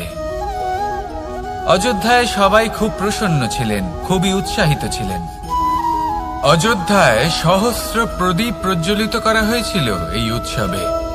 একে আমরা দীপাবলি বলে থাকি। এবার এই বিষয়ে আমরা সকলে জানি। আপনি কি এটা জানেন যে শ্রীরাম বাস্তবে অমাবস্যার 1 রাত আগেই অযোধ্যায় পৌঁছে গেছিলেন? সবার সামনে অমাবস্যার রাতে এসেছিলেন। এর কারণ কি? শ্রীরাম প্রমাণ করতে চেয়েছিলেন যে যে কোনো সময়, দিন হোক বা রাত, শুভ বা অশুভ হয় না। শুভ অশুভ কিছু থাকলে তা হলো মানুষের চিন্তা, তার ভাবনা, তার নির্বাচন আর তার কর্ম। নিজেই দেখে নিন, শ্রীরাম শুভ কাজ করে ফিরেছিলেন এবং অমাবস্যার মতো গভীর এক রাত্রিকেও দীপাবলিতে পরিবর্তিত করেছিলেন। এমনটাই যদি আমরা করতে পারি, তাহলে এমন কোন গৃহে যান যেখানে অসহায় ব্যক্তি রয়েছেন, যা অন্ধকারাচ্ছন্ন, আর সেখানে প্রকাশ প্রজ্বলিত করুন। প্রকাশ সহায়তার, প্রেরণার, আশার। যদি এমন কিছু আমরা করতে পারি, তাহলে তাকে প্রকৃত অর্থে দীপাবলি বলা যেতে পারে। তাহলে নিজের পরিবারের সাথে দীপাবলি পালন করুন। আপনাদের শুভেচ্ছা জানাই। আসুন আর আমার সাথে ভালোবেসে বলুন, রাধা রাধা।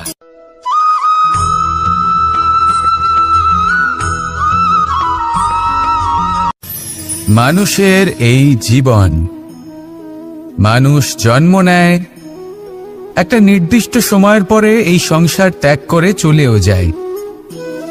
এবার শুধু এটাই আবশ্যক নয় যে এই জীবনকালকে আপনি যাপন করবেন, শুধু এটাই গুরুত্বপূর্ণ নয়। আবশ্যক এবং গুরুত্বপূর্ণ হলো এটা যে এই জীবনকালে আপনি এমন কিছু করেন যাতে এই সংসারের মঙ্গল হয়। যাতে এই সংসার আপনাকে মনে রাখে, আপনার থেকে প্রেরিত হয়, আপনার মতো হতে চায়, প্রত্যেক বছর আপনার জন্মতিথির অপেক্ষা করে, এমনভাবে আপনার জন্মদিন পালন করে যাতে সেটা মহোৎসবের আকার ধারণ করে। এবার এই জন্মদিন এমনি এমনি মহোৎসবে পরিণত হয় না। তখন হয় না যখন কোনো ব্যক্তি রাজার রূপে বা কোনো গোয়ালার রূপে জন্মগ্রহণ করে। তখন পরিণত হয় যখন একজন মানুষ জন্মগ্রহণের পরে এই সংসারকে কোনো শিক্ষা দিয়ে যান। কিভাবে একজন মানুষ গোয়ালা থেকে রাজা হতে পারে, কিভাবে একজন মানুষ অসত্য থেকে সত্যের পথে চলতে শুরু করেন, অধর্ম থেকে ধর্মের পথে চালিত হতে পারেন, কিভাবে অন্ধকার থেকে প্রকাশের দিকে যেতে পারেন, কিভাবে নিজের আত্মাকে পরমাত্মার সাথে মিলিত করতে পারেন। তা সে রামনবমী হোক বা জন্মাষ্টমী হোক, তাদের জীবনের সাথে জড়িত প্রত্যেক মুহূর্ত একটা পরবের আকার ধারণ করে। তাহলে আপনিও এইভাবে নিজের জীবন যাপন করতে থাকুন। এই সংসারে শুধু ভালোবাসা বিতরণ করুন, কিছুটা এমন ভাবে বিতরণ করুন যাতে আপনি এই সংসার থেকে চলে যাওয়ার পরেও এই সংসারে আপনি শুধুই ভালোবাসা বিতরণ করতে পারেন। যদি আপনি এরকম করেন, সংসারকে প্রেরণা দেন, তাহলে আপনার জীবনও রাধা কৃষ্ণের প্রেমের মতোই অলৌকিক এবং দৈব হয়ে উঠবে। আসুন আর আমার সাথে ভালোবেসে বলুন, রাধা রাধা।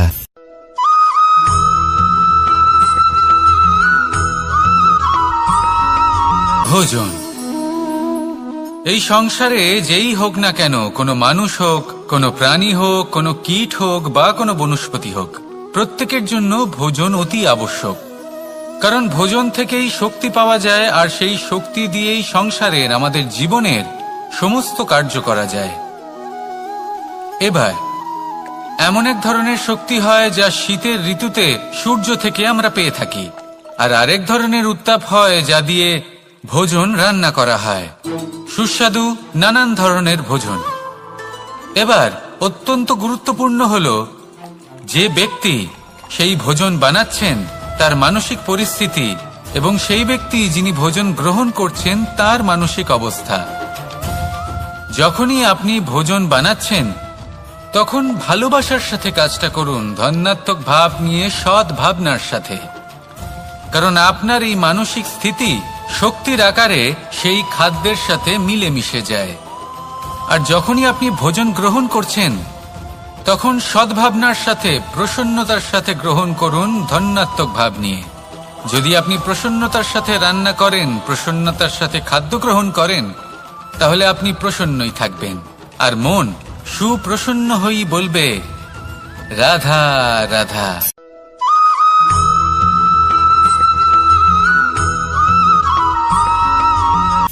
কথায় আছে সংসারে নাকি সকল রোগের ওষুধ আছে। যদি আপনি নিজের শরীরকে ভালোবাসেন তাহলে ব্যায়াম করুন, যদি নিজের নিঃশ্বাস প্রশ্বাসকে ভালোবাসেন তাহলে প্রাণায়াম করুন, যদি আপনি নিজের আত্মাকে ভালোবাসেন তাহলে ধ্যান করুন, কিন্তু যদি আপনি নিজের জীবনকে, পরমাত্মাকে ভালোবাসেন তাহলে সকলকে ভালোবাসতে থাকুন। এই ভালোবাসা অত্যন্ত গুরুত্বপূর্ণ এবং আবশ্যক। ভালোবাসার থেকে ভালো না কোনো ওষুধ আছে, না আছে কোনো আসন। এর থেকে ভালো না কোনো ব্যায়াম আছে, আর না কোনো প্রাণায়াম। এই ভালোবাসা বড় বড় সমস্যারও সমাধান করতে পারে। ভালোবাসা বড় বড় বিপদকে আপনার থেকে দূর করতে পারে। এই ভালোবাসাই আপনাকে জীবনে বাঁচতে শেখায়, কারণ ভালোবাসাই হলো জীবনের আসল সত্য। তাহলে আসুন আর আমার সাথে ভালোবেসে বলুন, রাধা রাধা।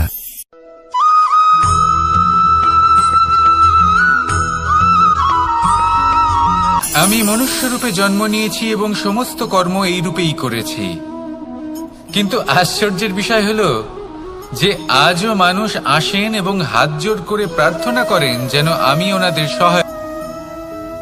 ঈশ্বর হলেন তিনি যিনি হলেন আপনার ইষ্ট। সেই জন্যই তো গুরু, মাতা, পিতা এনাদেরও ঈশ্বরই বলা হয়েছে।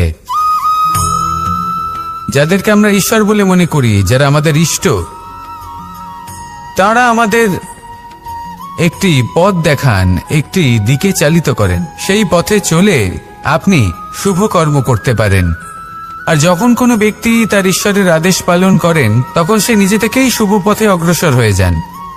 বেশ কয়েকজন মানুষ ঈশ্বরের ওপর আস্থা রাখেন এবং ভাবেন যে অনুচিত কোনো কাজ করা উচিত নয়, ঈশ্বর দেখছেন। ওনারা ভয় পান যে কোনো অনুচিত কর্ম করলে কে জানে তার পরিণাম কি হবে। এমন অনেক ব্যক্তি রয়েছেন যারা ঈশ্বরকে বিশ্বাস করেন এবং জানেন যে ঈশ্বর তাদেরকে দেখছেন, তাই যে যে শুভ কর্ম ওনারা করেছেন তার ফল তারা অবশ্যই পাবেন।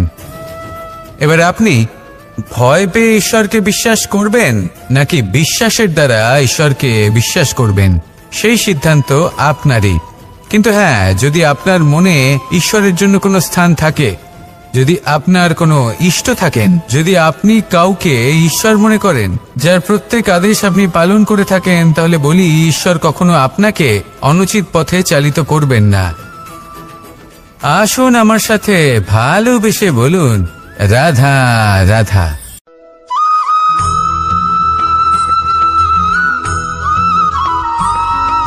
মানুষ যখন এই সংসারে প্রবেশ করে, অর্থাৎ জন্মগ্রহণ করে, তখন নিশ্চিন্তে থাকে, আনন্দে থাকে। কিন্তু যেইমাত্র তার মধ্যে বোধশক্তি আসে, তখন সে চিন্তা করতে শুরু করে। চিন্তা ভবিষ্যতের, সেই সমস্ত বিষয় নিয়ে চিন্তা করে যা ওর হাতে নেই। তারপর বড় হয়, বিবাহ সম্পন্ন হয়, গৃহস্থ জীবন যাপন করে, তারপর আবার চিন্তায় মগ্ন হয়ে যায়। ভাবে, এই যে আমার পরিবার, আমি কি ঠিকমতো তার খেয়াল রাখতে পারছি? কাল যখন আমি এই সংসার থেকে চলে যাব, তখন আমার এই পরিবারের দেখাশোনা কে করবে? শেষ পর্যন্ত এই পরিবার তো আমারই উত্তরদায়িত্ব। যাক, আপনাকে একটা প্রশ্ন করি। এই সংসারে আসার পূর্বে আপনি কি এই প্রশ্ন করেছিলেন, এটা ভেবেছিলেন যে আমাকে ছাড়া এই সংসার কিভাবে চলবে? করেননি, তাই তো? তাই আপনার এটা নিয়ে দুশ্চিন্তা করার প্রয়োজন নেই যে আপনি যখন এই সংসার ত্যাগ করে চলে যাবেন তখন কি হবে। আপনি যখন ছিলেন না তখনও এই সংসার চলছিল, আপনি যখন এই সংসার ত্যাগ করবেন তখনও এই সংসার চলতে থাকবে। যদি কোনো বিষয়ের প্রভাব থাকে, তা হলো আপনার আজকের তথা বর্তমানের কর্ম। অর্থাৎ আজ আপনি কি করছেন, কার জন্য মঙ্গল করছেন, কাকে প্রেরণা দিচ্ছেন, কাকে সাহায্য করছেন, কোন উদাহরণ প্রস্তুত করছেন। আপনি এই সংসারে যে ছবি অঙ্কন করবেন, সংসার সেটাই মনে রাখবে।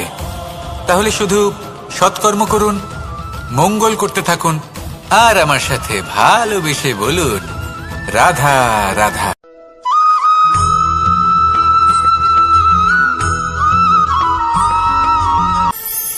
কথায় আছে যে স্বপ্ন এবং লক্ষ্য হলো একটি মুদ্রারই দুটি দিক। যতক্ষণ না স্বপ্ন দেখছেন, ততক্ষণ বুঝবেন কি করে আপনার লক্ষ্য কি? স্বপ্ন দেখে যদি নিজের লক্ষ্য বুঝতে পারেন, সেটা পেতে চান, তবেই সেটা লাভ করতে পারবেন। কিন্তু স্বপ্ন এবং লক্ষ্য, এই দুইয়ের মধ্যে একটা ভারসাম্য রয়েছে যেটা বজায় রাখা প্রয়োজনীয়। একে আমরা বলে থাকি পরিশ্রম।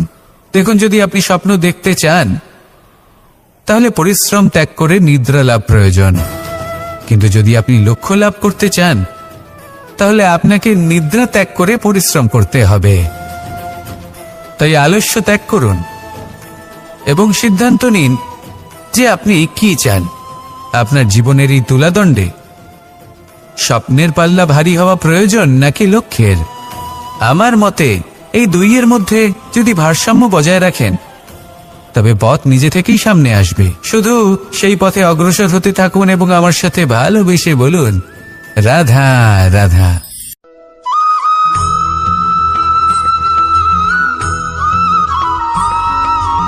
সংসারে আমাদের জীবনে যখন কোনো সুখ বা দুঃখ আসে, তার জন্য আমরা কাউকে না কাউকে অবশ্যই দায়ী করে থাকি, তাই না? এই ব্যক্তি আমাদের সাথে এরকম কাজ করেছেন, তাই আমার সাথে এমন হলো। ওই ব্যক্তি যদি এমনটা না করতেন, তাহলে আজ আমি ওই স্থানে পৌঁছতে পারতাম। সবই আপনার দৃষ্টিভঙ্গির ওপর নির্ভরশীল। আর যদি আপনার দৃষ্টিভঙ্গি এমন হয়, তাহলে তা অনুচিত। সত্যি কথা বলতে, এই সংসারে ভিন্ন ভিন্ন ধরনের মানুষ আছে। এটা আপনার ওপর নির্ভর করছে কিভাবে তাদের স্বাগত জানাবেন। একবার ভাবুন, আমি আমার দুটো হাত সামনে নিয়ে এলাম। দুটো মুঠো খুলে দিলাম। দুই প্রকারের মানুষ আসবেন, কিছু না কিছু দিয়ে যাবেন। এই মুঠো যদি আমি বন্ধ করে দিই, তাহলে না কেউ আমাকে কিছু দিতে পারবে, না আমার কিছু যাবে আসবে। নিশ্চয়ই বুঝতে পারছেন এই দুই ধরনের ব্যক্তি কারা এবং তারা কি দিয়ে যান। আমি যদি নিজের মুঠো খুলে দিই, তাহলে কিছু ভালো মানুষ আসবেন, আমাকে আনন্দ, সন্তুষ্টি, জ্ঞান প্রদান করে যাবেন, ভালো অভিজ্ঞতা দিয়ে যাবেন। কোনো খারাপ ব্যক্তি যদি আসেন, তাহলে তিনিও খারাপ অভিজ্ঞতা দেবেন, যার থেকে আমি শিক্ষা লাভ করব। এই সব কিছু আমি লাভ করতে পারি। মুঠো যদি বন্ধ করে রাখি, তাহলে আমি কিছুই পাবো না। দেখুন, এই সংসারে প্রত্যেকের জীবনে এইরকম। প্রত্যেকের জীবনে সবকিছুই আছে, ভালো খারাপ দুই মানুষই আছে, ভালো অভিজ্ঞতা আছে, খারাপ অভিজ্ঞতা আছে। নির্ভর করছে আপনার উপর যে আপনি কি করবেন, এনাদের স্বাগত কিভাবে জানাবেন, কার থেকে কি বুঝবেন, কি শিখতে পারবেন, আর কোন দৃষ্টিভঙ্গি নিয়ে অগ্রসর হবেন। এটাই নির্ধারণ করবে যে আপনার জীবন কেমন হবে। আসুন আমার সাথে ভালোবেসে বলুন, রাধা রাধা।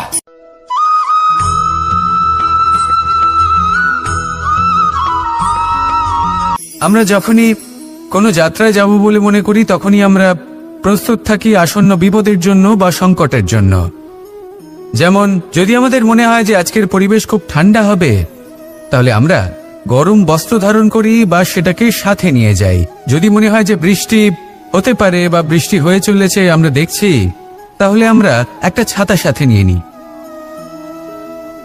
আমরা প্রস্তুত থাকতে চাই এবং এটাই উচিত, এবং সেই কারণেই আমরা যাত্রায় সাফল্য লাভ করি।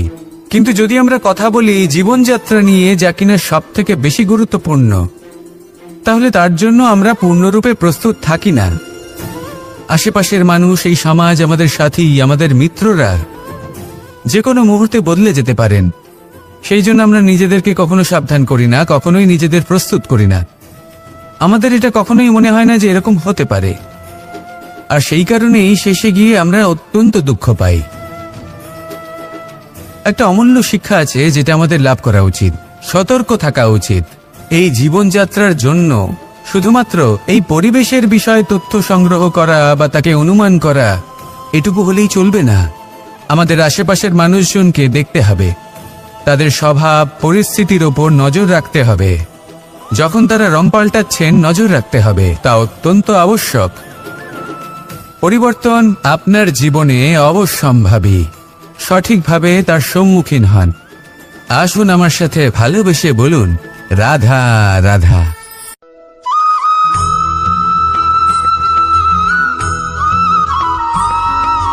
জীবনে যখন কোনো ব্যক্তি নিজের লক্ষ্য প্রাপ্তির জন্য নিরন্তর পরিশ্রম করতে থাকেন, চেষ্টা করতে থাকেন, তখন তিনি কষ্ট অনুভব করেন। কখনো শারীরিক কষ্ট, কখনো মানসিক কষ্ট। এবার উনি এটা ভাবতে থাকেন যে আমি কি উচিত করছি নাকি অনুচিত করছি। কারণ অন্যদিকে এমন একজন ব্যক্তিও আছেন যিনি একদমই পরিশ্রম, চেষ্টা করছেন না। তিনি মদিরা পান করেন, বিলাসিতায় জীবন কাটান, অলস প্রকৃতির হয়ে ওঠেন, নিদ্রাতে বিলীন হয়ে থাকেন আর ভাবেন যে তিনি সুখ লাভ করছেন। কিন্তু এরকম কেন হয়? কারণ যখন আমরা সৎ পথে থাকি, উচিত পথে চলি, লক্ষ্য প্রাপ্ত করার জন্য চেষ্টা করতে থাকি, তখন আমাদের ভেতরে থাকা নেতিবাচক শক্তি এবং পাপ এই দেহকে ত্যাগ করে দেয়। আর এই অনুভূতিটাই আমাদের দুঃখের অনুভূতি দেয়, কষ্ট দেয়।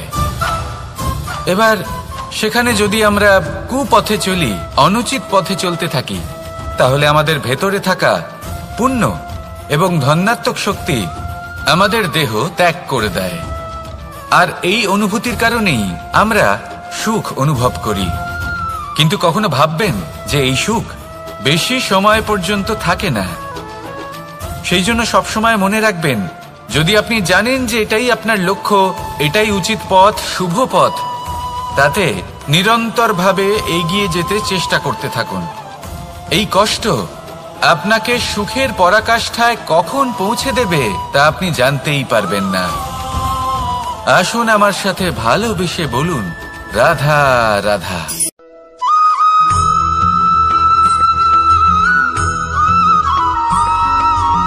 প্রতিনিধি ওই বৃক্ষের পাতাকেই মনে করা হতো।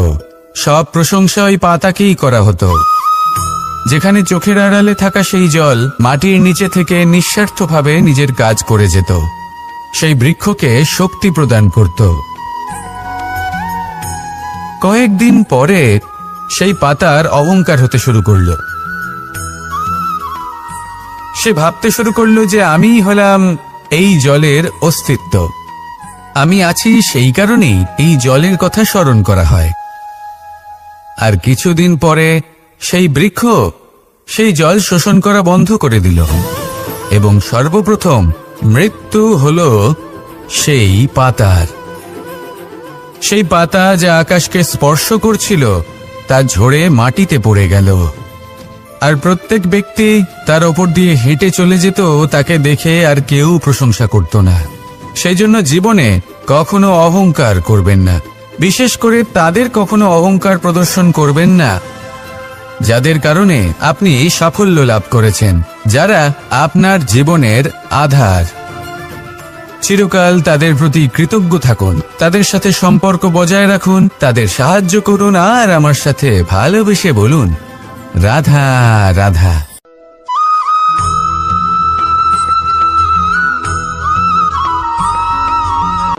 যখন আমরা হাঁটতে থাকি আর আমাদের পায়ে কাঁটা বিঁধে যায়, তখন মুখ দিয়ে আহ বেরিয়ে আসে, কান্না চলে আসে, আর অনেক সময় অভিশাপও বেরিয়ে আসে। কিন্তু আমরা কি কখনো এটা এইভাবে দেখেছি, এইভাবে ভেবেছি যে আমরা যে পথে চলেছি সেই পথে কাঁটা বিঁধেছে, নাকি আমরা সেই পথ নির্বাচন করেছি যাতে শুধুই কাঁটা রয়েছে? নাকি আমরা এভাবে ভেবে দেখেছি যে এই কাঁটা আমাদের কষ্ট দিতে এসেছে, নাকি এটা আমরাই বিছিয়ে রেখেছিলাম? সাবধান থাকা উচিত ছিল, কারণ কাঁটা বিঁধলে যন্ত্রণা হবে, চিৎকার করে ফেলতে পারি, মুখ থেকে অভিশাপও বেরিয়ে আসতে পারে। কিন্তু এই অভিশাপ শুধুমাত্র আমাদের তরফ থেকে অভিশাপ হয়, সামনের ব্যক্তিটির ওপরও নির্ভর করে। এবার সেই ব্যক্তি যদি এমন হয় যে ফুল আর কাঁটা এই দুই সমানভাবে গ্রহণ করতে পারে, তার কাছে অভিশাপও বরদানে পরিণত হয়। শেষ পর্যন্ত ব্যাপারটা দাঁড়ায় ভাবনা, চিন্তা, দৃষ্টিভঙ্গির ওপর। কারণ আপনার এই ভাবনাই সত্যি হয়ে সামনে আসে।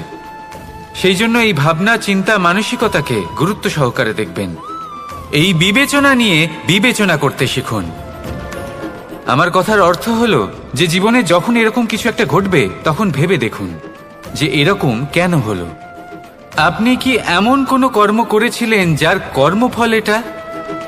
এমন কোনো কাজ যা অনুচিত ছিল, অসত্য ছিল, যা অভদ্রতার কারণ ছিল? ভেবে দেখা প্রয়োজন। দেখুন, ইচ্ছে হলো আপনার যে আপনি কি করতে চান, ভাবনা আপনার, সত্য আপনার, জীবন আপনার, সিদ্ধান্ত আপনার। আসুন আর আমার সাথে ভালোবেসে বলুন, রাধা রাধা।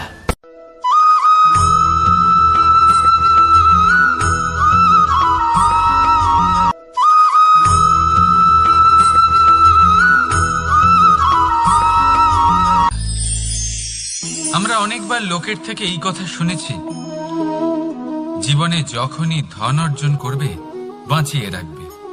কি হয়, কঠিন পরিস্থিতিতে আপনার খারাপ সময় তা আপনার কাজে আসে। কিন্তু এই কথা কি 100% সত্যি? ভাবুন, এই সমস্ত ধন যা আপনি অর্জন করেছেন তা কি আপনাকে সুস্বাস্থ্য দিতে পারবে? এই সমস্ত ধন কি আপনাকে সুখ এনে দিতে পারবে? পারবে না, তাই না? চলুন আমি আপনাকে একটা কথা বলি। পরমেশ্বর, ঈশ্বর, যদি এই ঈশ্বরের ওপর আপনি বিশ্বাস রাখেন, সর্বদাই ভালো কাজ করেন, সবার মধ্যে প্রেম ছড়িয়ে দেন আর সবার জন্য শুধু ও শুধুমাত্র শুভকামনা করেন, তাহলে আপনার সাথে কখনো কোনো খারাপ হতে পারে না। তাই সময় বদলান, সময় বদলানোর উপকরণ নয়।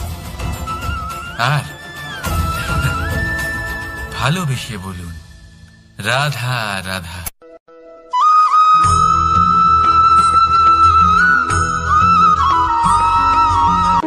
কর্ম এবং ফল দেখতে গেলে এই সমস্ত ব্রহ্মাণ্ড এই দুইয়ের মাঝেই স্থির হয়ে আছে।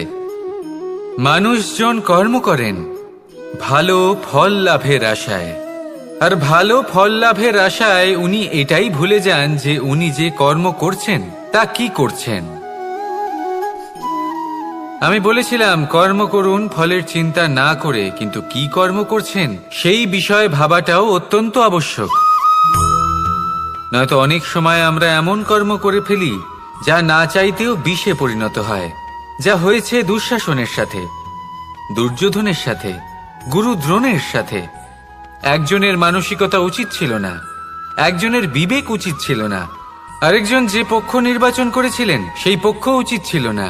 আর যা কিছু ওনাদের সাথে হলো, আপনার আমাদের সকলের সাথে তা হতে পারে। আমি বলেছিলাম কর্ম করুন, ফলের চিন্তা করবেন না, কিন্তু এই কর্মের বিষয়ে বিচার করে দেখাটাও ততটাই আবশ্যক। দেখুন, কর্ম করার উচিত প্রক্রিয়া ফলের চিন্তা না করা, কিন্তু যদি আপনার কর্ম শুভ হয় তাহলে তার ফলও নিয়তি আপনাকেই দেবে। সর্বদা কর্ম করার সময় এটা ভাবুন যে আপনার এই কর্ম এই সংসারকে, এই সমাজকে, আপনার পরিবারকে, আপনার আশেপাশের মানুষজনকে কোন দিশায় নিয়ে যাবে। যদি এটা সবার জন্য মঙ্গলময় হয় তাহলে কর্ম করতে থাকুন। আর হ্যাঁ, নিশ্চিত রূপে ফলের চিন্তা করবেন না। আসুন আমার সাথে ভালোবেসে বলুন, রাধা রাধা।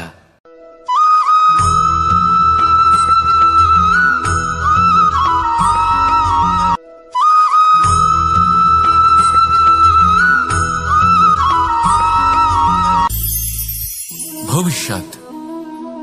সংসারে এমন কোন ব্যক্তি আছেন যিনি নিজের ভবিষ্যতের বিষয় ভাবেন না? যে কেউ ভাবেন আমার ভবিষ্যৎ কিছু এরকম হবে, আমি ভবিষ্যতে এরকম কিছু একটা করব, এই সুবিধা থাকবে, এই আনন্দ পাবো, ইত্যাদি ইত্যাদি। কিন্তু সত্যি বলি, ভবিষ্যতের থেকে বড় ভণ্ড আর কেউ নেই। ভবিষ্যৎ আপনাকে ছেড়ে চলে যাবে, আপনি জানতেও পারবেন না। ভবিষ্যৎ আপনার থেকে আপনার বর্তমান কেড়ে নেবে। অনেক সময় আমরা ভবিষ্যতের বিষয় ভাবতে থাকি, দুশ্চিন্তা করতে থাকি, ভবিষ্যৎ দিয়ে নিজেকে এতটাই ঘিরে ফেলি যে বর্তমান কি তা ভুলেই যাই, তার বোধই আমাদের থাকে না। ভাবুন, ভবিষ্যৎ কি? ভবিষ্যৎ হলো সেটাই যা এখনো পর্যন্ত ঘটেনি। বর্তমান হলো সেটা যা এখন ঘটছে। তাহলে যা এখনো ঘটেইনি তার বিষয়ে দুশ্চিন্তা করে নিজেকে ব্যতিব্যস্ত কেন করছেন? এই বর্তমান, এটাই হলো গুরুত্বপূর্ণ। এর উপরে সমস্ত ভাবনা কেন্দ্রীভূত করুন। মনে লক্ষ্য অবশ্যই রাখুন, কিন্তু পুরো মনোযোগ শুধু বর্তমানে থাকবে।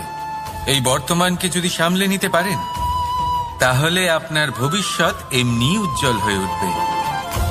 তাহলে আসুন আমার সাথে ভালোবেসে বলুন, রাধা রাধা।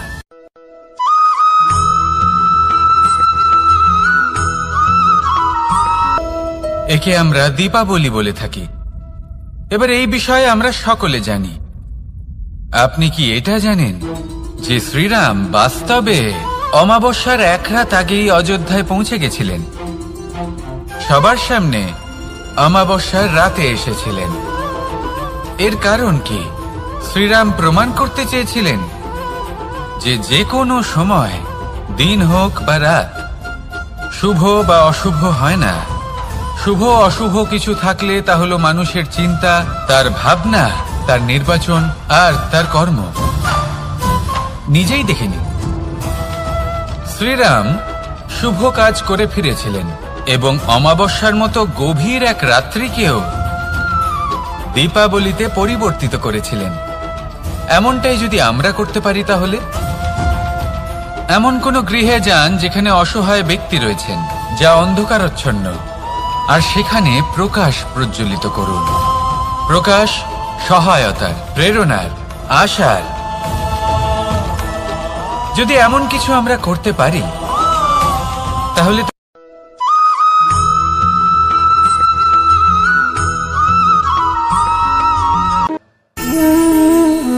সঞ্চয়।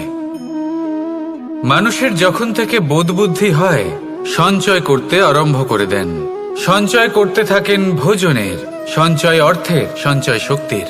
নিজের জন্য করেন, নিজের পরিবারের জন্য করেন, নিজের স্ত্রীর জন্য করেন, সন্তানের জন্য করেন, সন্তানের সন্তানের জন্যও সঞ্চয় করেন। সঞ্চয় করার জন্য ওনার কাছে অনেক কারণ রয়েছে, কারণ উনি এটা ভাবেন যে এই সঞ্চিত শক্তির জন্য কেউ ওনার কোনো ক্ষতি করতে পারবে না। মানুষ ভুলে যান একটা গুরুত্বপূর্ণ কথা, এই সত্য, উনি এই সংসারে খালি হাতেই এসেছিলেন, আর এখান থেকে ওনাকে খালি হাতেই যেতে হবে। যা এখানকার তা এখানেই থেকে যাবে। আর যদি কিছু ওনার সাথে যায় তা হলো ওনার কর্ম, আর কিচ্ছু নয়।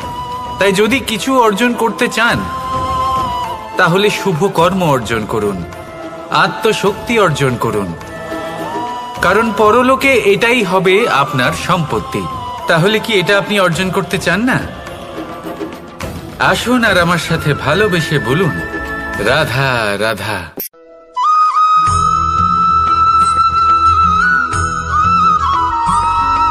ভোজন।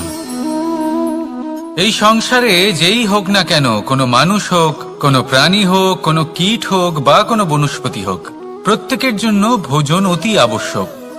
কারণ ভোজন থেকেই শক্তি পাওয়া যায়, আর সেই শক্তি দিয়েই সংসারের, আমাদের জীবনের সমস্ত কার্য করা যায়।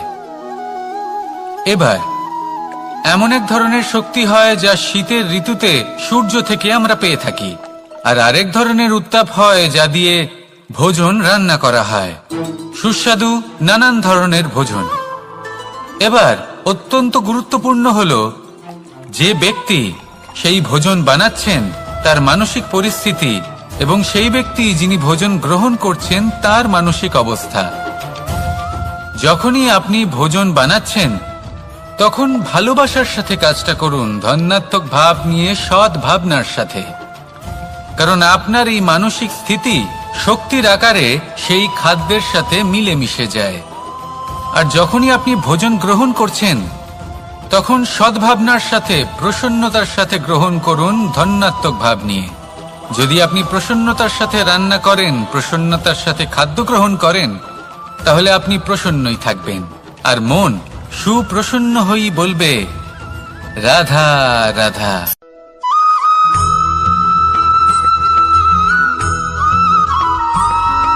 বটবৃক্ষের বীজ সর্ষের দানার থেকেও ছোট হয়, কিন্তু যখন তা নিজের রূপ ধারণ করে তখন তা বিশাল বৃক্ষের আকার ধারণ করে, যা সহস্র বছর ধরে বেঁচে থাকে, ছায়া প্রদান করে, পাখিদের আশ্রয় প্রদান করে, আর দেয় পথচারীদের বিশ্রাম করার স্থান। কেন? কারণ সেই ছোট বীজ তা মাটির ভেতরে গিয়ে নিজের খোলস ত্যাগ করে, অন্ধকারে থাকে সে। যতই আলো আসুক না কেন, যতই বর্ষা আসুক না কেন, সব সহ্য করে, আর তারপরে একটা চারা গাছ অঙ্কুরিত হয়, তারপর ধীর গতিতে একটা বিশাল বৃক্ষতে পরিণত হয়। দেখুন, জীবনে কঠিন সময় আসে, এই জন্য নয় যে আপনি হার মেনে নেবেন, এই জন্য আসে যাতে আপনি ভবিষ্যৎ নির্মাণের জন্য নিজেকে তৈরি করতে পারেন। যদি কঠিন সময়ে আপনি ওই বীজের মতো দৃঢ় হয়ে থাকতে পারেন, তাহলে আপনিও একদিন সেই বিশাল বৃক্ষের মতো নিজের অস্তিত্ব গড়ে তুলতে পারবেন, যা সহস্র বছর পর্যন্ত মনে রাখা হবে। আসুন আমার সাথে ভালোবেসে বলুন, রাধা রাধা।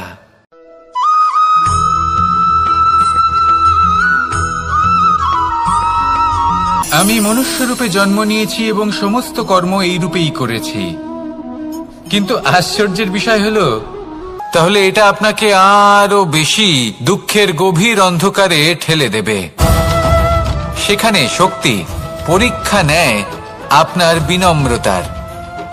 যদি আপনি বিনম্র না হন, তাহলে হয় এই শক্তি আপনার সঙ্গ ত্যাগ করবে, নয় এই শক্তি বিনম্রতার অভাবে আপনার পতনের কারণ হতে পারে। এই সংসারে যে কোনো ব্যক্তি যিনি এই পরীক্ষায় উত্তীর্ণ হয়ে থাকেন, এই জীবনে তিনি সাফল্য লাভ করেন। আসুন আমার সাথে ভালোবেসে বলুন, রাধা রাধা।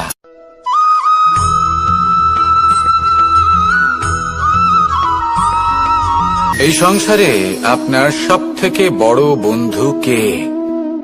কেউ বলবেন ছোটবেলার বন্ধুরা, কেউ বলবেন মাতা পিতা, কেউ বলবেন ঈশ্বর। এবারে বলুন যে এই সংসারে আপনার সব থেকে বড় শত্রু কে? কেউ বলবে আপনার বিরোধী, সেই ব্যক্তি যে আপনাকে হিংসে করে, বা আপনার নিজের অহংকার। আমি বলবো যে এই সংসারে আপনার সব থেকে বড় বন্ধু হলো আপনার নিজের মন। এই চঞ্চল মনকে যদি আপনি নিয়ন্ত্রণ করতে শিখতে পারেন, তাহলে এর থেকে বড় বন্ধু এই সংসারে আপনি কোথাও পাবেন না। সেখানেই যদি এই মন আপনাকে বশ করে ফেলে, তাহলে সংসারে এর থেকে বড় শত্রুও আপনি কোথাও পাবেন না। প্রথমে এই মনকে নিয়ন্ত্রণ করতে শিখে যান, আর তখন এই মন প্রসন্ন হয়ে বলবে,